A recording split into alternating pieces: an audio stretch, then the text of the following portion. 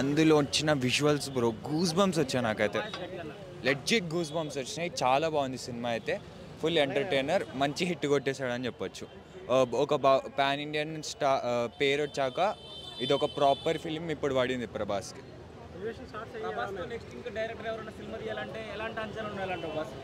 Sorry, ఇంకా ఎంత మించినా మరి ఈ సినిమా మించదేమో అన్న మాత్రం నాకు డౌట్ ఉంది బ్రో. ఇదైతే చాలా బాగుంది, నిజం చెప్తున్నా. అంటే ఇప్పుడు ఎస్టాబ్లిష్ చేసుకుంటూ రావాలి కాబట్టి స్లో ఉంటుంది బ్రో. ఎట్లన్నా ఎస్టాబ్లిష్ చేసుకుంటూ వచ్చినప్పుడు ప్రాపర్గా చేసినారు, అంతా బాగుంది. మీకు స్లో అనిపించచ్చేమో కానీ అదంతా మీకు సెకండ్ హాఫ్లో కొట్టేస్తారు. ఆ ఎలివేషన్ షాట్స్, సీన్స్ అన్నీ మంచిగా పర్ఫెక్ట్ ఉన్నాయి అన్నీ. ఇంకా అంత ఇంపార్టెంట్ ఏం కాదు కానీ పెట్టారు అట్లా. బాగానే ఉంది బ్రో, బాగానే ఉంది. ఓకే, నాట్ బ్యాడ్, బాగుంది. ఇచ్చారు బ్రదర్, ఇచ్చారు. లాస్ట్కి కార్డ్ కూడా పడుతుంది సెకండ్. బాస్ సినిమా చాలా బాగుంది. Especially Prashanth Neel, I think ఈయన కూడా సేమ్ రాజమౌళి లాగా మహాభారతం ఎక్కువ చూస్తున్నాడు అనుకుంటా. చాలా బాగుంది. చాలా యూనో ఒక ప్యూర్ ఒక బ్రదర్స్ మధ్యలో చాలా మహాభారతం రిఫరెన్స్ ఉంది బ్రదర్. అసలు చాలా లాస్ట్ సస్పెన్స్ అయితే ఇట్స్ లైక్ అన్బిలీవబుల్. ఇంకా ప్రభాస్ ఎలివేషన్ ఆఫ్టర్ 7 years నేను Mahesh Babu fan, but Prabhas elevation అయితే ఇట్స్ లైక్ బియాండ్. ఒక one of the greatest blockbuster for Prabhas history. Prashanth Neel, you are the great man, you are the greatest. లేదు అలాంటిది ఏం లేదు brother, అసలు అలాంటిది ఏం లేదు. కొంచెం మనకేంటంటే elevation step by step stop అవుతుంటుంది. బట్ ఎట్ ద ఎండ్ ఎలా అంటే it like peaks. Prabhas the joint dinosaur అంటే డైనోసర్ లాగా. బేసికలీ మహాభారతం, రామాయణం ఇలాంటి సింపుల్ కాన్సెప్ట్ తీసుకొని చేస్తారు. ఇది చాలామందికి తెలుసో లేదో, but I don't want to reveal the secret. చాలా బాగుంది.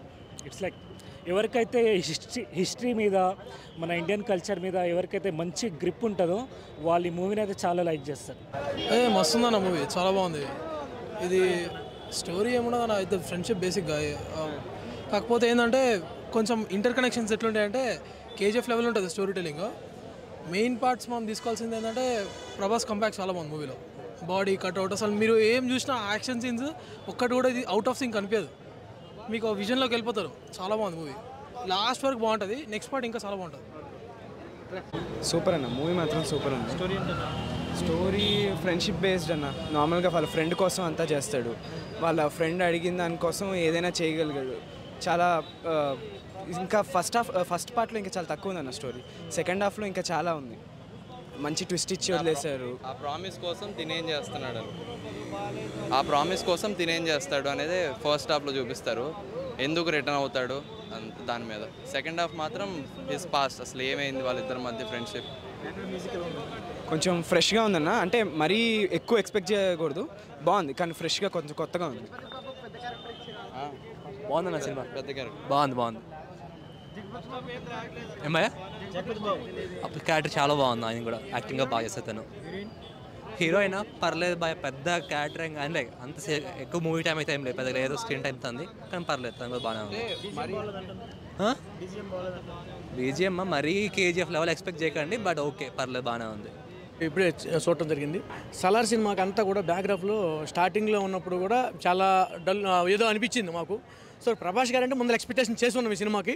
అందుకే అరిచేకు ఒక కరవదు అనే సాయంత్రిగా ఈ సినిమాని రిలీజ్ చేశారు. మాకు తెలిసి నాకు తెలిసి ఎప్పుడో, ఎందుకంటే సైలెంట్గా ఒక ఆడియో ఫంక్షన్ లేకుండా, వీడియో లేకుండా, అన్నీ లేకుండా దాన్ని రివీల్ చేసినప్పుడే ఆ సినిమా గురించి అప్పుడే ఎక్స్పెక్టేషన్ ఉంది. ఎక్కడ తగ్గలేదు. ఈ మాత్రం మోగుద్ది అనమాట. బాక్స్ ఆఫీస్ మాత్రం ఒక్కసారి ఇండియా రేంజ్లో బాక్స్ ఆఫీస్ చెక్ అయిపోద్ది. మామూలు ఇర కొట్టేస్తుంది అంతే, ఇంక తిరగలేదు. ప్రభాస్కి తిరగలేదు ఇక్కడ. ఇక ఈ దెబ్బతోటి ప్రభాస్ ఎక్కడ ఉన్నాడో ఫస్ట్ బాహుబలిని మళ్ళీ గుర్తు చేసుకుంటారు. ప్రభాస్ అంటే బాహుబలి అంటే ప్రభాస్. మన తెలుగు జెండా ప్రపంచంలో ఎగరేసినటువంటి మూవీ కాబట్టి సో యాస్టీజ్గా మార్పు ఉంది. Super duper it is block buster. ఇంకెన్ని చెప్పుకున్నా బ్లాక్ బస్టర్. సో ఇంకా చాలా ఉన్నాయి అనమాట అందరూ చెప్పాల్సింది. లేదు బ్యాక్గ్రౌండ్ మ్యూజిక్ ఏంటంటే వైలెన్స్ కదా, అంత వైలెన్స్లో ఇన్వర్ట్ చేశాడు కాబట్టి ఫైట్స్కో కాకుండా ఇవినట్టు క్యారెక్టర్లు రివీల్ చేసుకుంటూ వెళ్ళారు అనమాట. సో క్యారెక్టర్లు రివీల్ చేసుకుంటూ వెళ్ళారు కాబట్టి సో ఓవరాల్గా మాత్రం సినిమా మాత్రం వండర్ఫుల్. ఆ బ్యాక్గ్రౌండ్ అంతా కూడా ఏంటంటే జగపతి బాబుకి అంటే వైలెన్స్లో వన్ ఆఫ్ ద క్యారెక్టర్, వాళ్ళు ఉన్న కతార్లో ఉన్నటువంటి వన్ ఆఫ్ ద క్యారెక్టర్ కాబట్టి ఫ్రెండ్సే కాదు, ఇవి చాలా ఉన్నాయి దాంట్లో. ఆ స్టోరీలో చాలా ఉన్నాయి అనమాట. అంటే సలార్ అనే పేరులో విధానంలో సలార్ అంటే ఒక రక్షక భటుడు ఏ విధంగా రక్షిస్తాడు, ఏ ప్రాంతాలని తీసుకున్నాడు అనేది అది మెయిన్ అంశం. సో వండర్ఫుల్గా ఉంది. కేజీఎఫ్ బ్యాక్గ్రౌండ్ తీసుకున్నాడు అంటే దానికి తగ్గట్టుగా ఆయన తీసుకున్నటువంటి అంటే సిల్వర్ గోల్డ్ని ఎక్కువ లైక్ చేస్తాడు ఆయన. సో దానికి సిల్వర్ గోల్డ్కి లైక్ ప్రశాంత్ నీల్ గారు ఎక్కడ ప్రజలను మాత్రం ఉమ్ము చేయలేదు. బాక్స్ ఆఫీస్ మాత్రం షేక్ బ్లాక్ బద్దలైపోద్ది.